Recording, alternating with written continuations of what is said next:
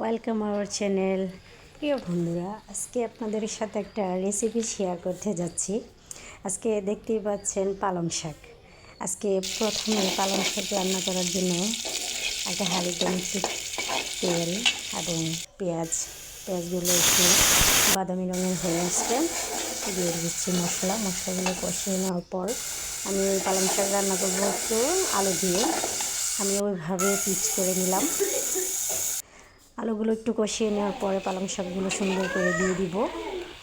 পালং শাকগুলো দিয়ে দেওয়ার পর আমি একটু নেড়ে ছেড়ে রেখে দেওয়ার পর অনেকক্ষণ ওটাকে একটু কষিয়ে নেব।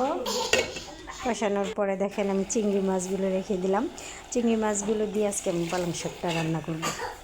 কিছুক্ষণ কষানোর পরে আমি চিংড়ি মাছগুলো দিয়ে দিলাম। দেখেন কি সুন্দর একটা কালার দেখা যাচ্ছে। এরপরে আমি গিয়ে রেখেছিলাম ধনেপাতা, কাঁচামরিচ, কারণ শীতের মধ্যে তো ধনেপাতা আর কাঁচামরিচ না হলে কোনো সবজির টেস্টই হয় না।